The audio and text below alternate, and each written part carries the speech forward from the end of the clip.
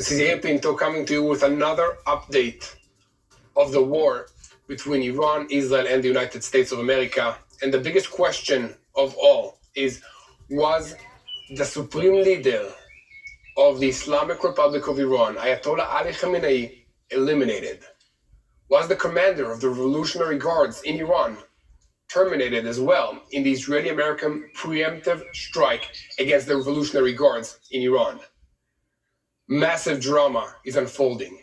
The assessment is growing. Ali Khamenei was hit and terminated in Tehran. After the execution of a wide-scale attack in Iran, countless reports are coming in regarding the regime's condition, regarding the targets that were struck, and of course, the threats from Iran have begun to arrive. This is with some of the reports speaking about a strike on the supreme leader and the Iranian president. Here on Boots on the Ground, we are already bringing you all of the details. I'm Yair Pinto, with me is Mati Shoshani, and we are Boots on the Ground live now with all the details. President Donald Trump of the United States announced, "We launched an attack on Iran. We will destroy their missiles."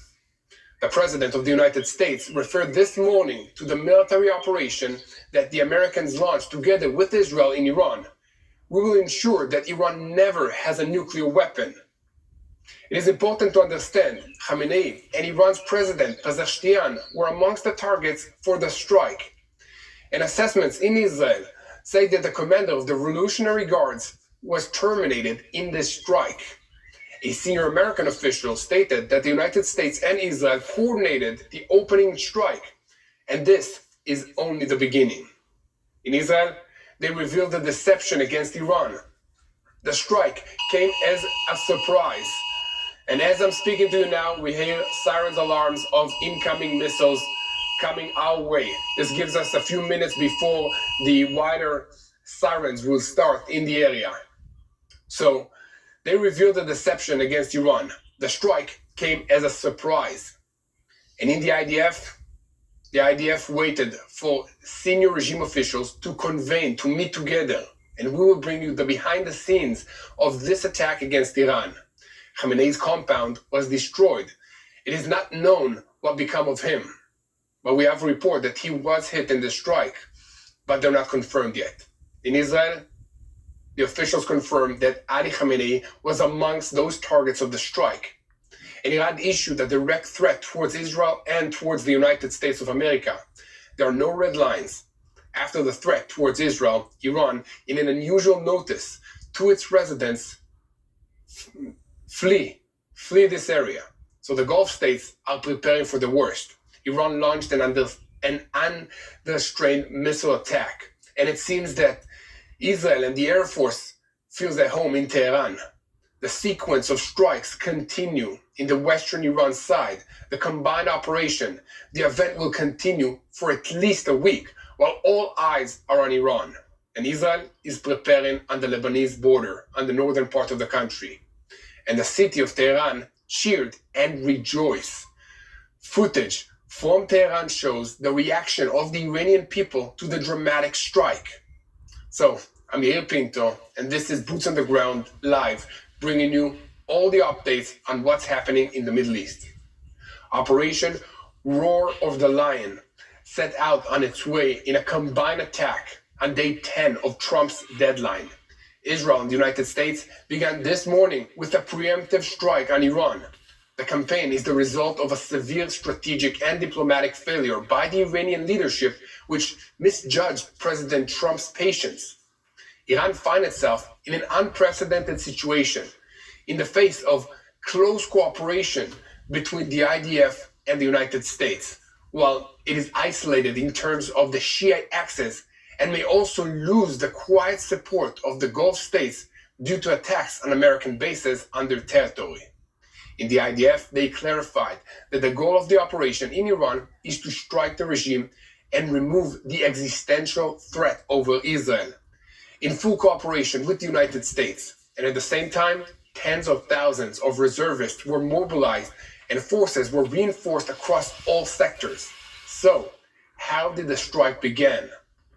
Months of precise intelligence collection, full coordination between Israel and the United States, and the building of a detailed target bank enabled the opening blow. The IDF opened another wave of strikes in western Iran in an attempt to reduce missile launchers towards Israel. Iran announced that it launched Operation True Promise Full and attacked bases in Qatar, Kuwait, Bahrain, and the Emiratis. And Foreign Minister Arakshi of Iran to the Gulf states stated, "Do not allow your territories to be exploited." Explosions were heard in Dubai and in Abu Dhabi. An Asian civilian was unalived by shrapnel. It is our right to respond. That is the statement. And in Iraq, 3 unalived at the headquarters of the pro-Iranian militias. The Houthis threatened to strike the Red Sea. And the assessment in Israel is that the commander of the Revolutionary Guards was eliminated, who entered the role as a lion. This is what the statement said in Israel. And Muhammad Pakpour entered his role in place of Hussein Salami, who was eliminated in Operation Am Kilavi. And according to the assessments in Israel, he was terminated in the opening blow. So in Iran, they deny it, but a source close to the regime told Reuters several senior commanders and political figures were terminated. And Israeli sources state Ali Larijani was also in the crosshairs. Mati Shoshani, our senior correspondent for Middle East affairs, is with us. So Mati, we both know that this is history live, but do you think there was success in eliminating the supreme ruler of the Revolutionary Guards in Iran, Ali Khamenei? Mati, where are you coming to us from? I cannot hear you. Okay, I can hear you now. On mute. Can you hear me now? Yeah. I said I'm back in Judea and Samaria after a week and a half off from reserves. Wasn't expecting to be back this fast. Like you said, this is a very, very unique day that we're living in. I started this day early in the morning, biking in the Judean desert, only to watch Israeli Air Force planes flying over and to see the first barrage of missiles come from Iran. Since then, I've been called back into reserves, as have many in Israeli society. But the important point here is the history that's happening. You asked the question about the supreme leader of Iran. We're not sure, and I doubt we're going to be sure anytime soon what exactly happened. He could be in hiding, he could be injured. It'll take a while to see a clear picture. I think you hit the nail on the head with the initial description. The accuracy of that morning's attack, or this morning's attack, is the main thing here. We started out the morning with a pinpoint attack on the ballistic missile launchers, many of them. We've seen the footage of it. With a pinpoint attack on many of the IRGC facilities in Tehran and various facilities around Iran. In additional strikes on the nuclear facilities that the Iranians were trying to rebuild and restore, and then intercepted multiple waves of Iranian ballistic missiles. Now, we're not doing this alone. This is the key point here. Unlike in Operation Rising Lion or Midnight Hammer back in the June of 2025, this is a different story. Here we're working hand in hand with the Americans. The target bank is absolutely accurate, is very, very well built, and includes slowly dismantling the air defenses that the Iranians hold, followed by the strategic positions, and very importantly, as we did back in Rising Lion back in the June of 2025, is eliminating the leadership of both the IRGC, the religious leadership of the Ayatollah regime, and some of the key facilities and figures in their army. And that's really where we are right now. We've been anticipating a much more substantial and robust Iranian response, and it hasn't come. We've heard the alarms even just a minute ago, time and time again, but the very few missiles that are making it through are being intercepted by Israel. And what's abnormal here, what's different here, is the Iranians are really trying to poke their neighbors in the eye. The UAE, Bahrain, Kuwait, multiple countries that they're firing at, and they've tried to do it several times with very limited success. This really shows that they're going all out in this attempt, in this campaign. But my sense is that Israel and the United States have done their homework in a degree that the Iranians were not expecting, in really eliminating a very large number. The number the Israeli Air Force quoted a couple hours ago was hundreds of targets in the first 2 waves. That's just the Israeli Air Force, not accounting for the very substantial forces and targets of the American forces destroyed and eliminated. That's really where we are right now. I'm back in reserve. Our country's on incredibly high alert, waiting to see how this develops, how this night looks. But again, we've shown our supremacy in the air, We've shown our supremacy when it comes to intelligence, and we've shown the level of cooperation, the close ties between the Israeli forces and the American forces. And my expectation is we're going to see more and more of that. And the most important thing here, the biggest point, is removing and eliminating the Ayatollah regime of Iran.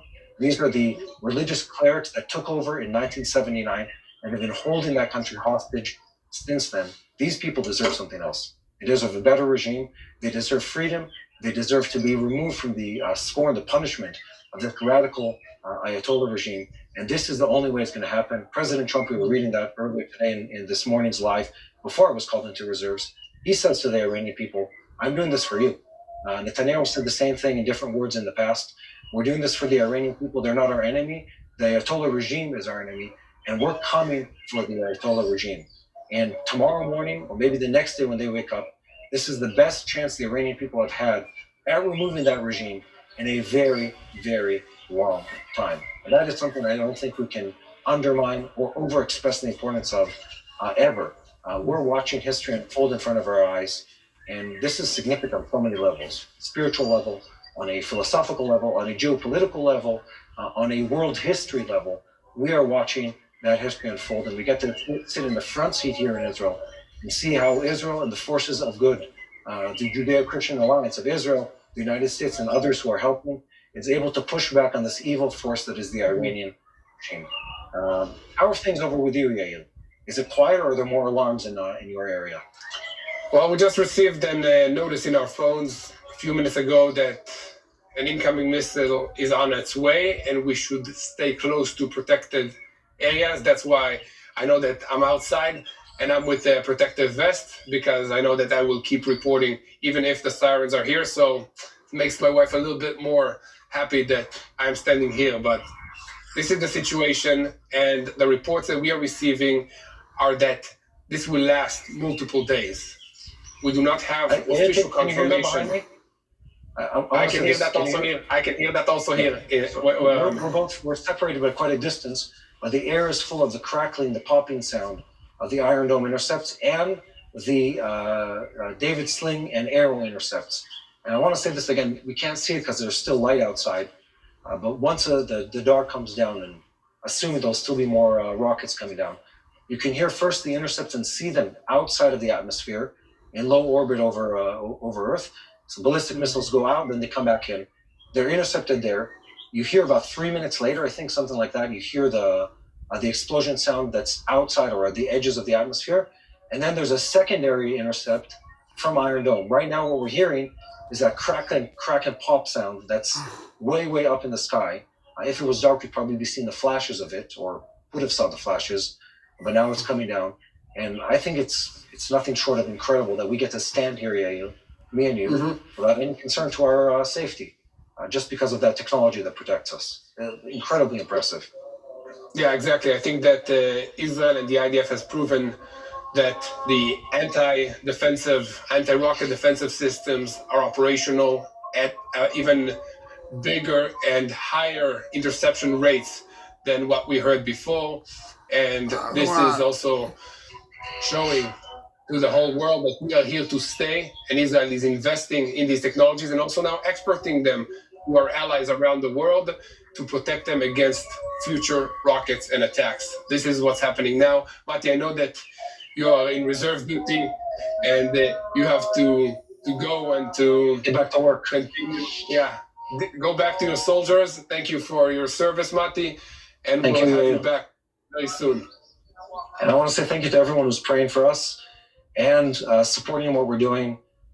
We deeply, deeply appreciate the love that we've been hearing.